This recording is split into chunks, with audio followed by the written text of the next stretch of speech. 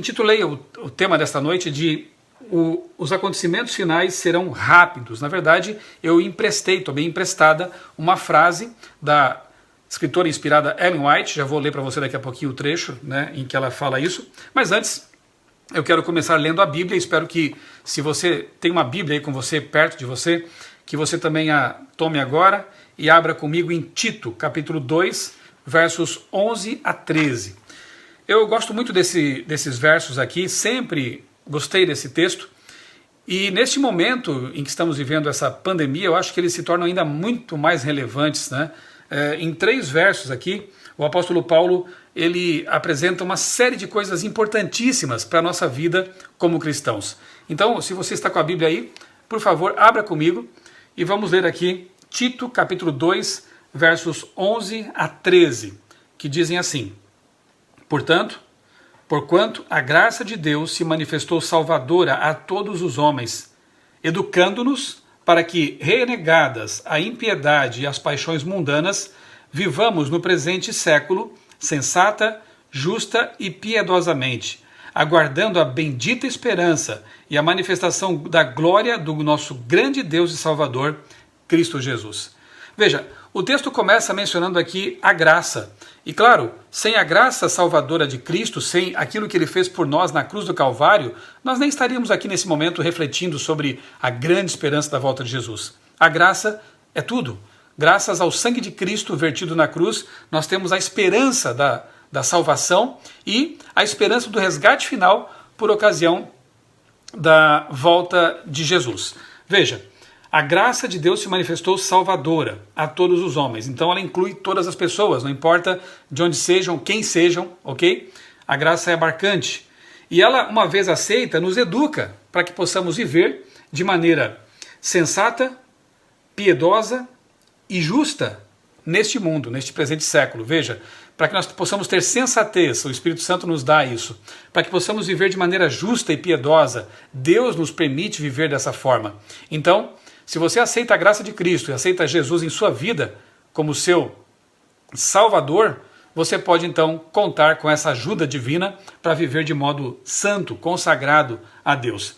E enquanto você vive assim, enquanto você é bênção para outras pessoas porque você tem Deus na sua vida, você aguarda a bendita esperança, né? Você tem a bendita esperança em aguardar a manifestação do nosso grande Deus e Salvador Jesus Cristo. Paulo aproveita aqui a oportunidade para mais uma vez deixar claro que aquele que vem não é apenas um ser humano, não é apenas um anjo ou apenas um Messias, ele é muito mais do que isso. Aquele que vem é Deus, o Deus Filho. Paulo aqui reafirma a divindade de Jesus. É Deus quem vem para nos buscar, é Deus quem vem para nos resgatar. Como é bom saber disso, né? Eu gosto de ler de quando em quando esse texto, sempre que eu falo sobre a volta de Jesus ou apresento um tema relacionado a isso, eu gosto de ler Tito, capítulo 2, versos 11 a 13. Paulo mostra o que precisamos para ser salvos, como devemos viver enquanto aguardamos a bendita esperança da volta de Jesus. Na verdade, a Bíblia apresenta mais de 2.500 vezes essa promessa, sendo que, especialmente aquilo que Jesus disse, é importante para nós. Não se turbe o vosso coração. Credes em Deus, crede também em mim. Na casa de meu pai há muitas moradas. Se não fosse assim, eu teria dito: vou preparar-vos lugar. E quando eu for e vos preparar, voltarei e vos receberei para mim mesmo, para que onde eu estou, estejais vós também.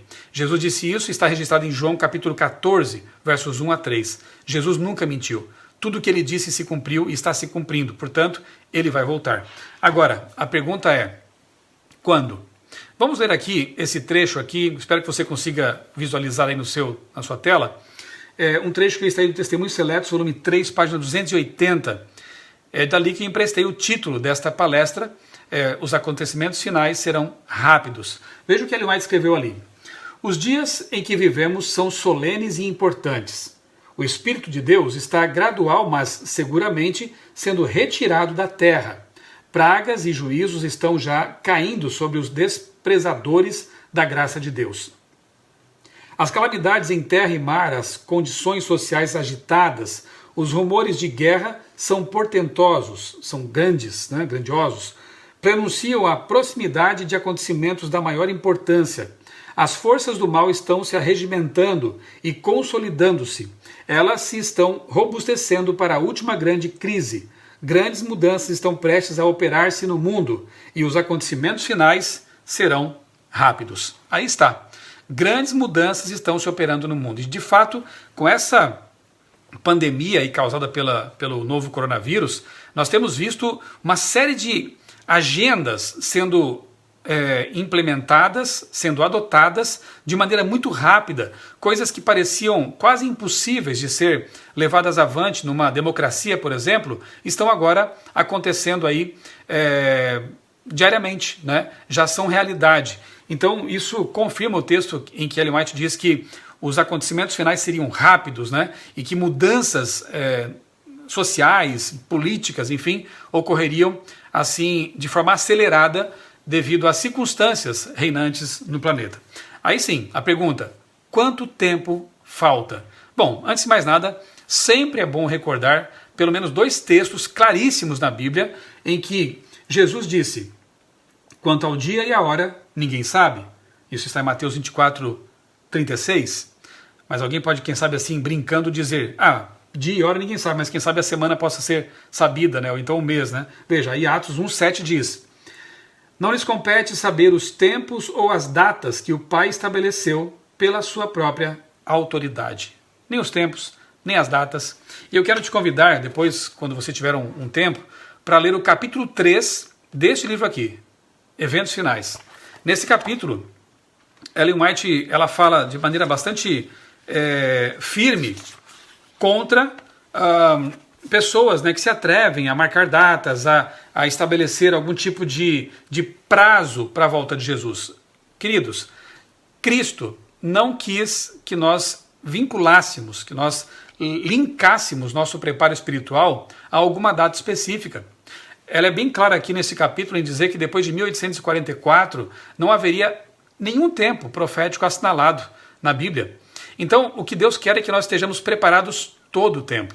O que Deus quer é que nós estejamos preparados a cada instante, porque, bem, primeiro porque a vida é frágil, a nossa vida é frágil, e segundo porque, como acabamos de ver, as coisas podem mudar rapidamente do dia para a noite. Então, o preparo é constante, o preparo é diário. Se você viver à luz desses versos de Tito, que eu li logo no começo, de você viver sob a graça de Deus, de maneira justa, sensata, correta, buscando a comunhão com Deus diariamente, você estará preparado. Aconteça quando acontecer, seja quando for a volta de Jesus, tá bem? Leia, por favor, em algum momento, o capítulo 3 de Eventos Finais e você perceberá como é sério esse assunto de nós não vincularmos nosso preparo a alguma data, alguma marcação, né, de época para a volta de Jesus. Então, o que fazer enquanto aguardamos? Basta ler Mateus 24, verso 14. Você conhece bem esse texto, né? Na verdade, é praticamente o último sinal bíblico que resta ocorrer para que Jesus volte. E este evangelho do reino será pregado em todo o mundo, para que então todos saibam que Cristo está voltando, e então virá o fim. Então virá o fim. Então o que temos que fazer enquanto aguardamos a volta de Jesus? Pregar, pregar e pregar. Usar todos os recursos que tivermos à mão, ainda que seja só a nossa voz, mas falar da volta de Jesus. Contar para os outros essa grande esperança.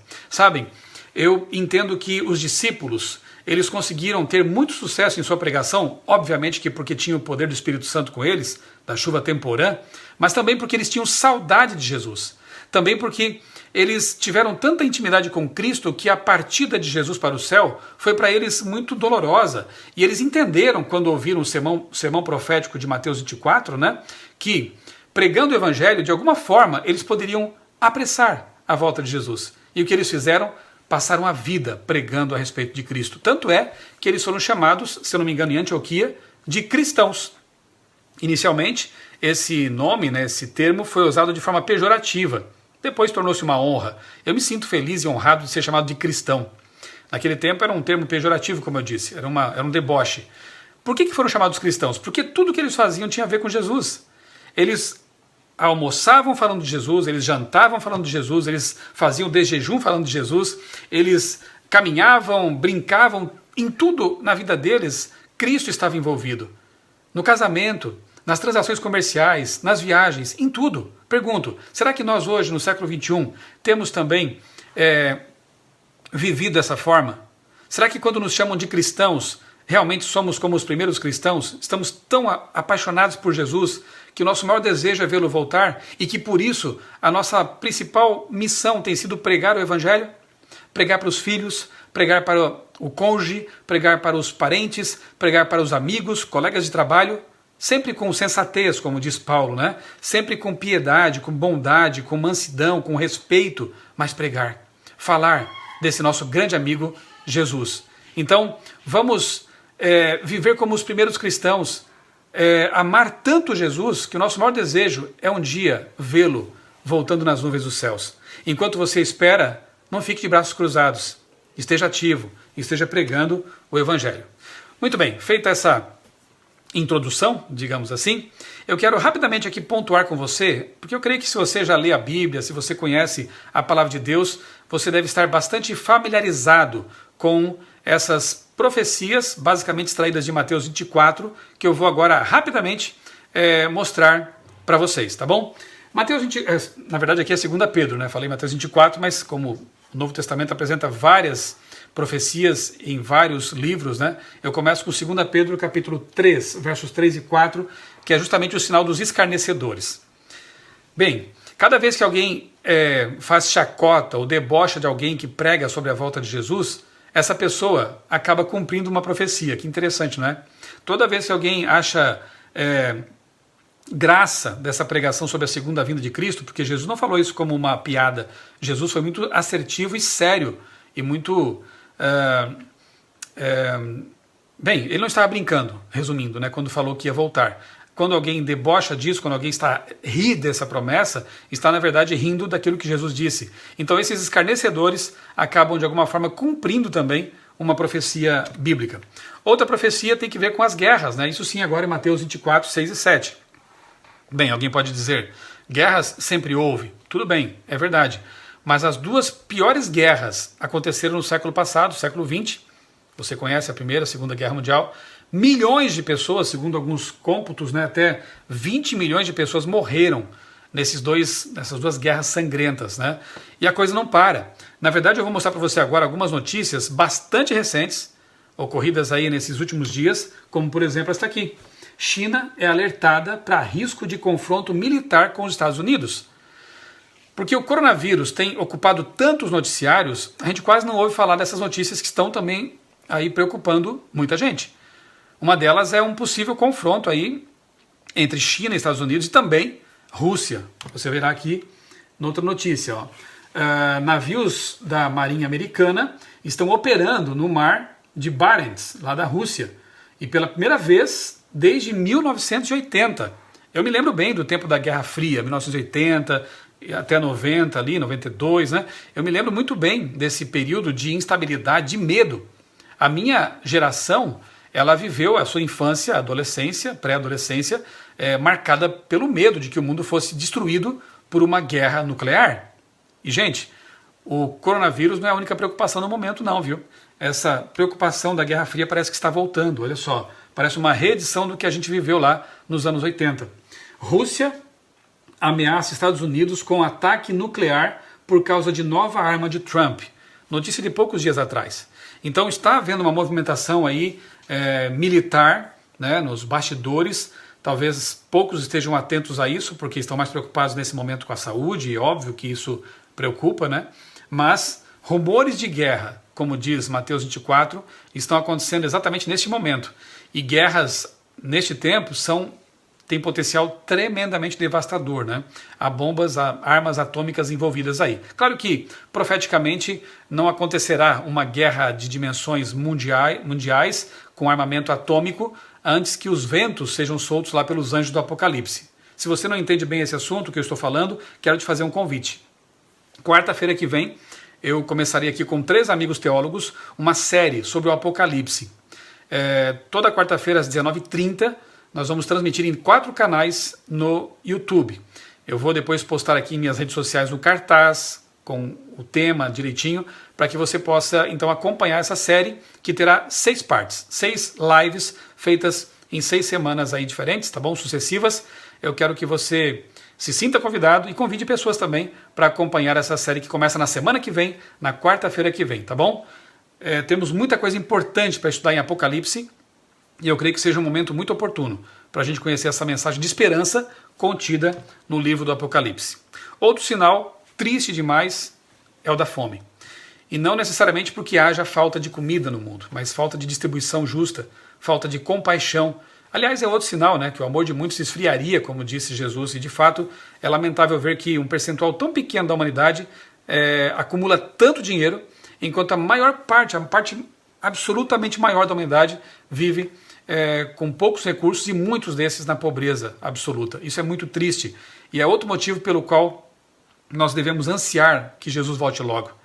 Não é justo, não é concebível que pessoas estejam nesse momento passando fome, quando tem tanta gente realmente com fartura, né, neste mundo injusto, nesse mundo desigual, nesse mundo de tristezas. Os últimos 100 anos testemunharam as quatro maiores fomes da história. Aqui tem as datas, né, na Rússia, na China, Bangladesh. Estima-se que também 20 milhões de pessoas tenham morrido de fome no século passado e continuam sofrendo com essa mazela neste momento. E nós não sabemos realmente qual vai ser a extensão desse flagelo quando terminada aí a pandemia, né, porque realmente haverá uma crise financeira muito terrível, né, profunda, e, claro, sempre quem está na ponta ali é que sofre mais com essas coisas, com desemprego, com falta de recursos. Nós temos que, como igreja, eu tenho dito isso, né, nos preocupar também com essas pessoas que estão precisando muito da ajuda dos cristãos. Outro sinal que nós podemos mencionar aqui, também extraído de Mateus 24, é justamente o sinal da pestilência, né? Aqui eu levantei dados a respeito da pandemia lá da gripe espanhola de 1918, né? Estima-se que 21 milhões de pessoas tenham morrido por causa dessa pandemia da gripe espanhola. Não podemos esquecer das superbactérias que estão aí preocupando demais as autoridades, e nesse momento, exatamente agora, estamos atravessando uma pandemia como nunca a nossa geração viu, que levou as pessoas ao confinamento, à quarentena, alguns já estão em lockdown, liberdades estão sendo limitadas, né? Liberdades individuais, isso também tem uma implicação profética, e nós vamos analisar isso naquela série sobre Apocalipse. Enfim, estamos atravessando, e isso é um cumprimento também profético, no sentido de que Jesus disse que haveria pandemias, doenças, pestes se espalhando pelo planeta, na África, nuvens de gafanhotos devastando plantações, vespas gigantes mais comuns na Ásia estão sendo vistas na Europa e agora também nos Estados Unidos. Vespas com até 5 centímetros, o tamanho delas é algo realmente espantoso, terrível, e as coisas estão avançando. Veja, tudo ao mesmo tempo. E como eu disse, nem sempre nós conseguimos acompanhar essas notícias, porque agora a mídia só tem olhos realmente para a Covid-19, né? Olha só o que disse aqui um médico e matemático da USP. Coronavírus pode ser só ensaio de uma próxima grande pandemia. Se essa já está ruim, imagina o que virá depois, né? Outra notícia aqui também que me deixou preocupado, embora eu já saiba que isso também é previsível, isso é esperado, né, infelizmente. Spike D614G, a nova cepa do coronavírus que pode ser mais contagiosa do que a original. Realmente é preciso que nós sejamos realistas de saber e dizer que antes de tudo melhorar definitivamente com a volta de Jesus, as coisas vão piorar bastante, né? Então não podemos ter assim uma expectativa tão falsamente otimista nesse sentido, né? Vem coisas ruins por aí, sim, e temos que estar preparados, mas por outro lado, felizes por saber que isso prenuncia a volta de Jesus. Aqui o sinal dos terremotos, né? Então aqui há vários anos registrados de terremotos muito fortes, potentes, né? Em 2011 aqui tem o último registro de um terremoto de 9 graus na escala Richter, lá no Japão, foi devastador, você deve se lembrar ainda desse evento catastrófico, né? E aqui tem um gráfico, né, de uma entidade aí norte-americana que acompanha, que monitora com os sismógrafos atividades sísmicas ao longo dos anos. Esse gráfico mostra desde 1900 aqui, avançando pelas décadas, 1930, 40, 50, 60, 70, 80, 90, quando chega a 2000 é por aqui. Em 2008, veja o que houve. um crescimento tremendo, né, no número de terremotos de intensidade maior que 7 graus. Também, nesses últimos dias, aconteceram terremotos pouco noticiados, pelo mesmo motivo, há pouco espaço na imprensa atualmente para esse tipo de coisa, mas veja o que aconteceu. Na Grécia, um terremoto de 5,4 graus causou terror lá na ilha de Creta. Isso aqui é a notícia dessa semana. Outro, de poucas semanas atrás, terremoto de magnitude 5,3 atingiu o centro da Califórnia, nos Estados Unidos. Sim, a Califórnia, que tem lá a falha de San Andreas, né? Aquela falha que segundo os pesquisadores, ali há uma falha tectônica, né? uma falha tectônica, e ali eles aguardam, em algum momento, não é se vai acontecer, mas quando vai acontecer, o chamado Big One, o terremoto que pode devastar um grande pedaço da costa oeste dos Estados Unidos, lá na Califórnia principalmente, né? Vulcão Krakatoa, o vulcão Anak Krakatoa, entrou em erupção na Indonésia depois de muitos anos de inatividade. Outro, 15 vulcões em todo o mundo entraram em erupção. Isso foi no mês passado, faz pouco tempo aí, né? Enfim, tudo está acontecendo ao mesmo tempo, sim, isso é verdade. Então aqui nós temos um sinal que talvez poucos comentem, que é o chamado sinal Estas Coisas. Você conhecia esse sinal? Lucas 21, 28 a 32. Jesus diz assim: quando virdes todas essas coisas acontecendo simultaneamente, saibam que está próxima a vossa redenção. E aí, do que diz a Bíblia? Levantem a cabeça, porque a vossa redenção se aproxima. Lembre-se do sinal Estas Coisas, todas essas coisas. O que acontece é que nós estamos vendo nesse momento todos os sinais acontecendo simultaneamente e com uma intensidade nunca vista. Isso aponta realmente para proximidade da volta de Jesus. Então nós vemos sinais no mundo social, não vou ter tempo aqui de expor esse tópico, que também é interessante, no mundo social, no mundo político, no mundo físico, né, digamos assim, na geologia, enfim, biológico, no macro e no micro, né? Temos uma batalha cósmica acontecendo aí no macro-universo e uma no micro-universo, as bactérias, os vírus, e parece que estamos perdendo essa batalha. Então, realmente, isso nos mostra mais uma vez que o nosso lar não é aqui, que este mundo é um local perigosíssimo de se viver e que nós precisamos sim de um resgate. Isso nos mostra que este mundo é uma bomba relógio, que em algum momento vai explodir finalmente. E precisamos de um resgate, precisamos de que alguém nos livre disto.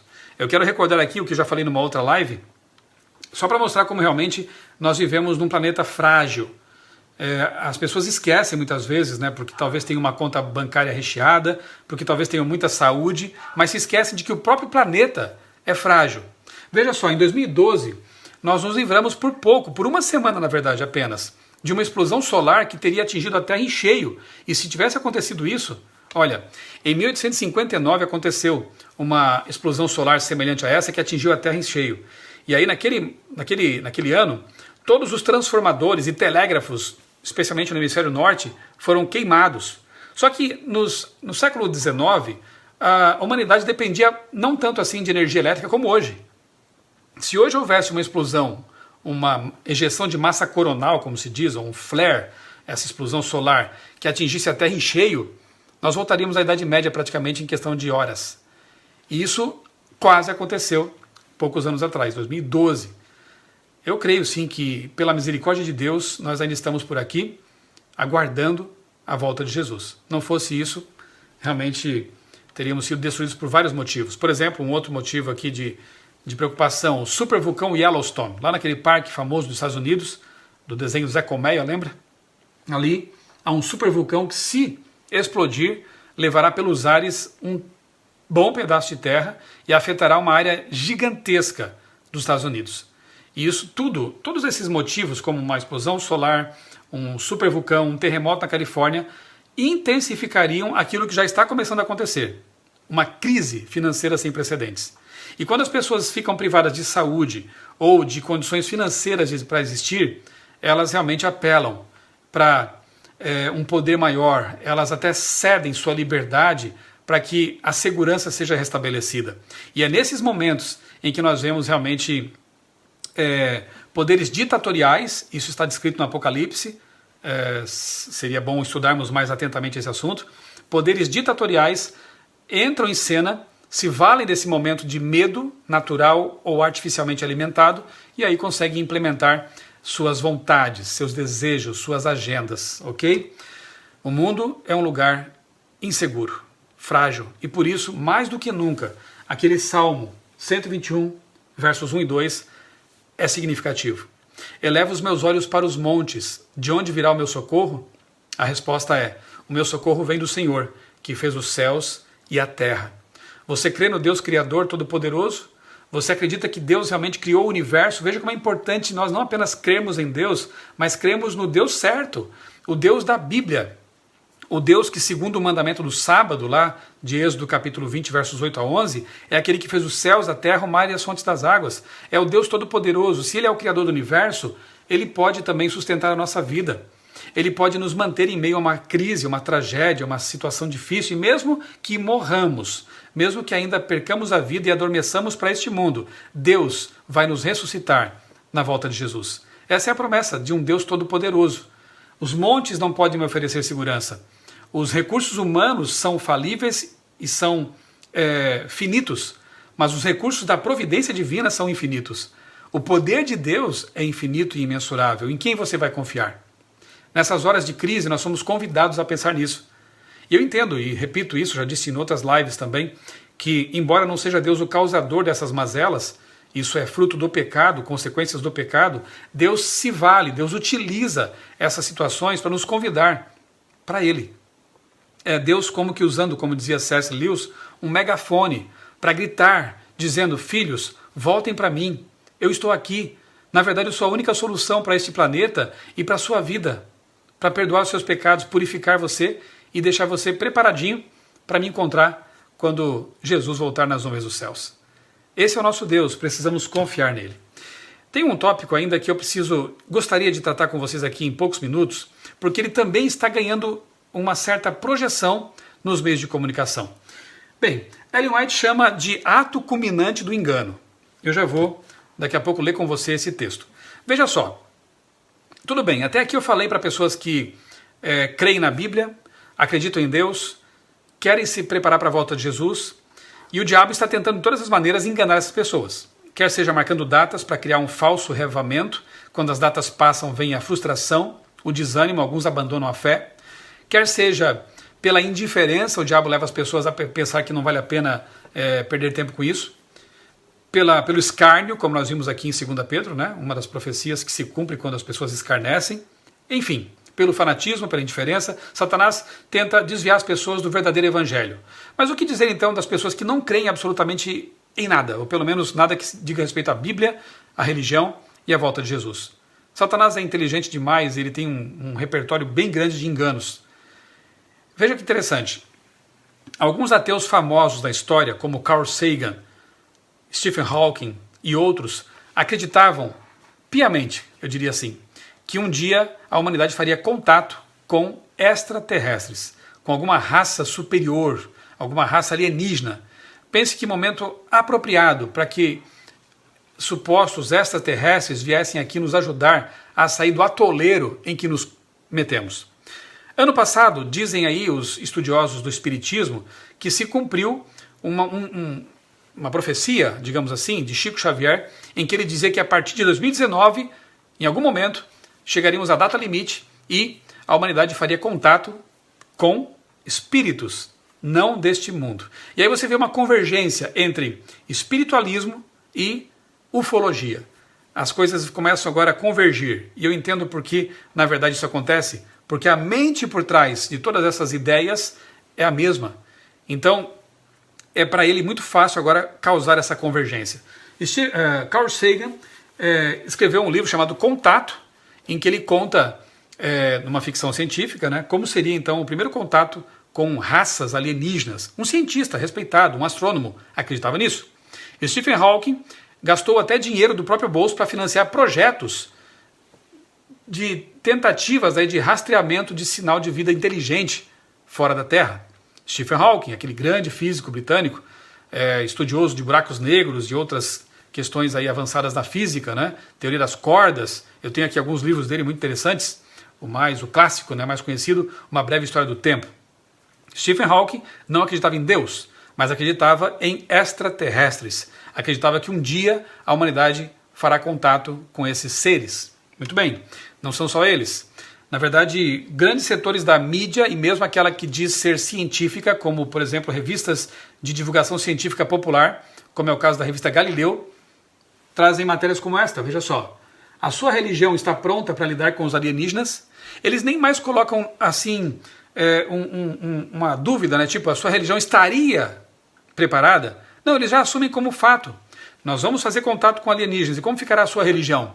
Você continuará crendo em Deus, sabendo que há outros mundos, supostamente falando aqui, né? Vejam que eles assumem isso como um fato já. Os cientistas, a mídia dita científica, né? O Vaticano também, olha que interessante. O Vaticano, lá em Roma, mantém um observatório astronômico respeitado. E tem ali padres astrônomos, como é o caso aqui deste senhor, o José Gabriel Funes. Ele foi diretor desse observatório por alguns anos e ele dizia que estão ali buscando o irmão extraterrestre. Veja que interessante. Portanto, os astrônomos do Vaticano, eles têm entre suas ambições, seus sonhos, fazer contato um dia com o irmão extraterrestre. O atual diretor desse observatório, Guy Consolmagno, também é um padre e é astrônomo. Ele escreveu um livro em que ele fala assim, ó, você batizaria um extraterrestre? E o Guy diz assim que ele teria o maior prazer, ele falou isso numa entrevista, ele teria o maior prazer em batizar um ET. Mas talvez, ele diz, nós devêssemos ser batizados por eles e devêssemos aprender com eles. Gente, isso é bastante perigoso, né? Porque quando eu leio esse tipo de coisa, eu me lembro de Gálatas, em que Paulo diz assim, mesmo que um anjo do céu venha e vos ensine um evangelho diferente do que nós nos ensinamos, seja considerado anátema. Sabe o que é anátema? Maldito. Portanto, mesmo que viesse um anjo aqui, mas ensinasse algo diferente do que está na Bíblia, uma mensagem contrária ao evangelho, nós não temos que dar ouvidos. Agora imagine se vier um suposto ET, eu vou aqui abrir o jogo, não são ETs coisa nenhuma, são anjos caídos, são demônios que se fazem passar por extraterrestres. Na verdade, nós vemos aqui, repito, uma confluência, né, entre espiritualismo e ufologia. Aqui duas capas da revista UFO, uma das revistas mais conhecidas aí no que diz respeito a essa questão da ufologia, apresentando aqui Chico Xavier, uma ponte entre ufologia e espiritismo, e aqui a abdução da alma. Agora eles já falam também em alma, em espírito desencarnado, quer dizer, a mesma linguagem na ufologia e no espiritismo. Sabe, lá nos anos 80, esse senhor Roger Murnau, um ex-satanista, já falava sobre isso. Eu quero recomendar para você um livro da Casa Publicadora Brasileira, que é o Viagem ao Sobrenatural. Se você não leu ainda, vale muito a pena a leitura. O autor é Roger Murnau, repito, um ex-satanista que conheceu lá os meandros, né, desse mundo e depois trouxe algumas revelações muito interessantes nesse livro aqui.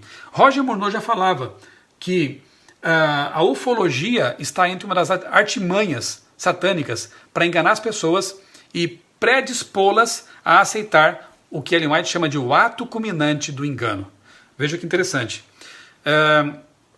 Hollywood tem dado grande contribuição para esse tipo de mentalidade, de preparação do terreno, ao apresentar, em décadas recentes para cá, vários filmes, várias produções que trazem ali ETs. Alguns são malvados, alguns vêm para destruir, mas vários deles vêm para ajudar, como é o Superman, por exemplo, um kryptoniano, como o pessoal lá de Star Wars, como o recente filme A Chegada, e por aí vai, né? Séries e tudo mais. Então, a humanidade vem sendo preparada há algum tempo já para aceitar essa ideia de que existiria vida fora da Terra, mas não só isso, que esses seres um dia viriam aqui fazer contato com a humanidade. Não é o que a Bíblia ensina, não é o que aprendemos por meio da revelação. Esse contato só vai acontecer após a volta de Jesus, com seres perfeitos, seres que não caíram em pecado, nada a ver com esses verdes de anteninha na cabeça, né? Ok, olha só, por que eu apresentei esse tópico? Porque esse assunto tem voltado à tona com força agora. Notícia recente, de poucas semanas, aumento de OVNIs avistados nos Estados Unidos leva a Marinha a estabelecer protocolo de registro. Na verdade, isso aqui é do ano passado. A Marinha Americana mudou seu protocolo, porque antes eles procuravam, na verdade, ignorar esse assunto, ou deixar para lá, né? Agora, como tem havido muitos avistamentos, o protocolo é anote, registre, para que possamos ter alguma ideia dos padrões de como reagir caso um dia isso aconteça de fato, esse contato. Notícia mais recente é essa aqui. vídeos do Pentágono que mostram OVNIs são reais, diz Marinha dos Estados Unidos. Para aqueles que achavam que era um vídeo montagem, que era fake news, na verdade a Marinha Americana admitiu. Aqueles vídeos estão na internet e recentemente foram divulgados aí. Esses vídeos são realmente OVNIs. O que são exatamente não sabem, mas não são aviões, alguma coisa que eles conheçam de fato. Então o assunto da ufologia, de avistamento de OVNIs, tem crescido, como eu disse, e isso aí prepara o terreno para isto aqui. O Grande Conflito, se você não leu esse livro, também quero recomendar fortemente, leia esse livro. O Grande Conflito, página 624, diz assim: como ato culminante do grande drama do engano, portanto, vai ser o engano máximo de Satanás, antes da volta de Jesus, como ato culminante do grande drama de engano, o próprio Satanás personificará Cristo. Ele vai imitar a volta de Jesus. A igreja tem há muito tempo, a igreja cristã tem há muito tempo professado considerar o advento do Salvador como a realização de suas esperanças. Assim, o grande enganador fará parecer que Cristo veio. Em várias partes da terra, Satanás se manifestará entre os homens como um ser majestoso, com brilho deslumbrante, assemelhando-se à descrição do Filho de Deus dada por João no Apocalipse. Veja, no momento que aparecer um ser majestoso, de brilho deslumbrante, ensinando mentiras como se fossem verdades, você acha que as pessoas que estavam esperando por isso não cairão nessa mentira? Você acha que as pessoas que, ainda que não crescem em Deus, mas que esperavam o contato com o suposto extraterrestre, não vão cair nessa mentira? Por isso é chamado de ato culminante do engano. E por isso que neste momento nós temos que pregar o máximo que pudermos a respeito da correta compreensão da Bíblia bíblica sobre a volta de Jesus. Jesus não vai pisar na terra quando voltar. Jesus vai receber seu povo nos ares, como diz Paulo lá em Tessalonicenses, capítulo 4. Jesus não vai vir curar, não vai vir pregar. Ele já fez isso. Ele já deixou aqui a sua palavra e seus mensageiros. Nós precisamos advertir as pessoas para que elas tenham chance de escapar desse grande engano. Jesus não vai arrebatar a igreja de modo secreto antes de sua vinda. Jesus não vai aparecer em algum local da terra, porque a Bíblia diz, se disserem para vocês que ele está aqui ou lá, não dei crédito. Jesus vem em poder e majestade. Ele vem como um relâmpago que cruza o céu de leste a oeste, vai ser totalmente visível. Ele vem nas nuvens dos céus rodeados de anjos. Não vai ser uma vinda secreta ou invisível. Nós precisamos saber exatamente como Jesus voltará. E graças a Deus, na Bíblia nós temos essa revelação. Se você ainda não estudou esse assunto devidamente, eu te convido a fazer isso. Estude a Bíblia. Em meu canal aqui no YouTube, eu tenho uma série de estudos bíblicos em que eu falo sobre vários temas doutrinários, e um deles é a segunda vinda de Cristo. Procure lá, Michelson Borges, no YouTube, a playlist Estudos Bíblicos. Ou então procure, né, um adventista, um pastor, um ancião, alguém da igreja que você conheça aí, e peça um estudo bíblico. Vale muito a pena conhecer esse assunto para estar preparados e não ser apanhados pelo chamado ato culminante do engano. Não se deixe enganar, não se deixe ludibriar por Satanás. E eu quero finalizar com um texto também que para mim é muito especial, está lá num boletim, né, que Ellen White enviou para a Conferência Geral em 1896, respondendo à pergunta mais importante desta noite: o que eu tenho que fazer para estar preparado para a volta de Jesus? Porque veja, mais importante do que saber sobre sinais e profecias e tempos e diagramas na verdade, isso tudo é importante, mas o mais importante mesmo é estar preparado para encontrar aquele para quem as profecias apontam. Mais importante do que as profecias é o Senhor das profecias. Há pessoas que sabem de cor as profecias, conhecem tudo sobre o Apocalipse, mas eu pergunto, será que conhecem o Cordeiro apresentado no Apocalipse? Será que conhecem o Jesus para quem as profecias apontam? Nós precisamos conhecer Jesus por experiência, queridos. Nós precisamos ter uma experiência real com Jesus, comunhão constante com Ele, para que estejamos preparados mesmo para esse grande dia da volta dele. E aqui nesse pequeno texto, né, nessa citação, Ellen White nos dá ali apresenta três coisas que, se nós as fizermos, estaremos preparados para encontrar Jesus em sua segunda vinda em glória e majestade. Ela diz assim: o presente dever de todo verdadeiro filho de Deus é, primeiro, aguardar pacientemente. Segundo, vigiar atentamente. Terceiro, trabalhar fielmente até a vinda do Senhor, para que estejamos preparados para esse grande e solene evento. Vamos repetir aqui as 3 coisas? Primeiro, aguardar pacientemente. Tenha paciência. Parece que o mundo está desmoronando ao redor, não é verdade? Mas não se esqueça que Deus está sentado no trono do universo. Esse universo ainda tem um Senhor e sempre terá. Aparentemente as coisas estão sem rumo, desnorteadas, mas Deus está operando em favor do seu povo. Deus tem as rédeas da história em suas mãos. Então aguarde, espere, o livramento virá. A solução definitiva virá. Ele prometeu, Deus empenhou sua palavra nisso. Segundo, vigiar atentamente. E vigiar atentamente não é só ficar de olho no jornal, só acompanhando as notícias, vigiar também a sua vida espiritual. Eu costumo dizer que é uma dupla vigilância. Você vigia o mundo que te rodeia, acompanha sim os sinais, mas não se esqueça de vigiar o seu coração, a sua mente, seus pensamentos. Como está você neste momento diante de Deus? Se Jesus viesse amanhã, você estaria preparado para ir para o céu com Ele? Essa pergunta tem que ser feita constantemente para nós mesmos. Será que eu estou preparado? O que eu preciso fazer? O que eu preciso mudar em minha vida? Mude agora. Comece agora.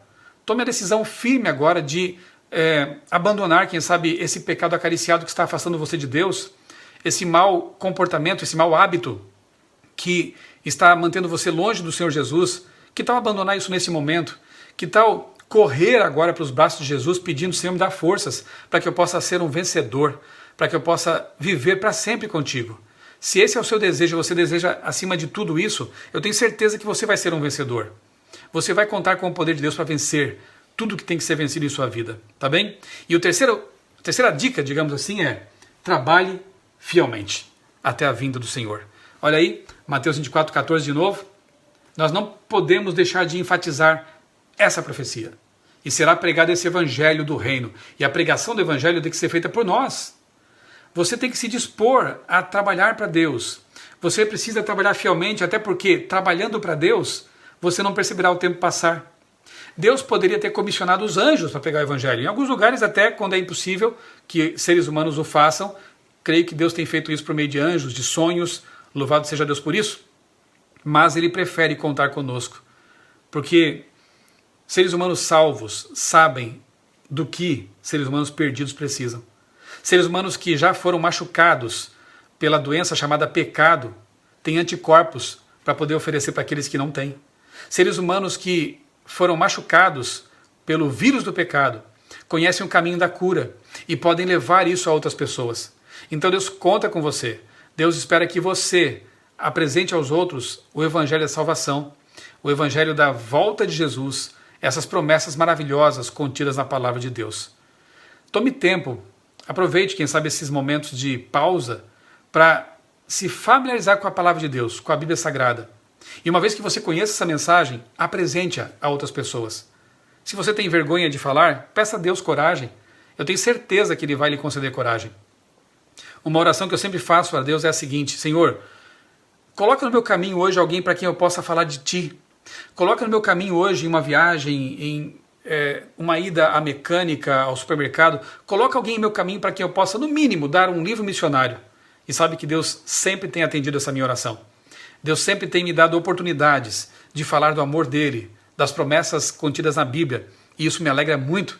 Na verdade, quando a gente prega o Evangelho, a gente beneficia outras pessoas, mas se beneficia tremendamente também, porque a gente reafirma a nossa fé, e ao ver pessoas sendo transformadas pelo poder de Deus, isso realmente é maravilhoso. Se envolva. Aguarde pacientemente, não é hora de pensar em sair da igreja, meu irmão. Não é hora de pensar em abandonar os caminhos de Deus, faltando tão pouco. Os acontecimentos finais serão rápidos. Você percebeu quão rapidamente muitas coisas mudaram em pouco tempo, por causa de uma pandemia apenas? Imagine agora com as coisas que virão, com crises sucessivas, com guerras, com outras coisas mais que estão profetizadas. Quanta mudança haverá! De fato, os acontecimentos finais serão rápidos. Quando nós menos nos dermos conta, se estivermos trabalhando para Jesus, aquela nuvem que rodeia o Salvador, a nuvem de anjos, aparecerá no céu. E a nossa esperança será concretizada. Então aguarde pacientemente, vigie atentamente e trabalhe fielmente para Jesus. Faça algo por Deus. Ainda que seja enviar um áudio, ainda que seja, quem sabe, enviar esse vídeo, ainda que seja mandar uma mensagem de texto, convidando alguém para aceitar Jesus e fazer um estudo bíblico, quem sabe. Não importa o que Deus colocar no seu coração para fazer, faça. Você estará então se preparando assim para a volta de Jesus. E em breve, essa imagem aqui na tela, essa figura, essa pintura, será para nós uma realidade. Como eu aguardo esse dia, como eu quero tanto que Jesus volte logo, como eu quero terminar de criar meus filhos no céu. Eu não quero mais fazer homeschooling, eu quero fazer Nova Jerusalém Schooling.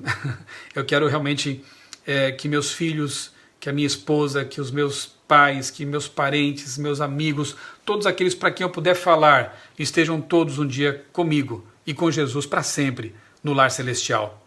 Você aceita esse convite? Você quer fazer parte desse povo que aguarda Jesus? E mais do que isso, você quer se engajar numa missão de levar essa mensagem a outras pessoas? Eu não posso te ver nesse momento, mas Deus pode. Que tal erguer a mão como sinal de sua aceitação, de ser filho de Deus, de ser parte desse exército e de aceitar a salvação em Cristo para se preparar para a volta de Jesus?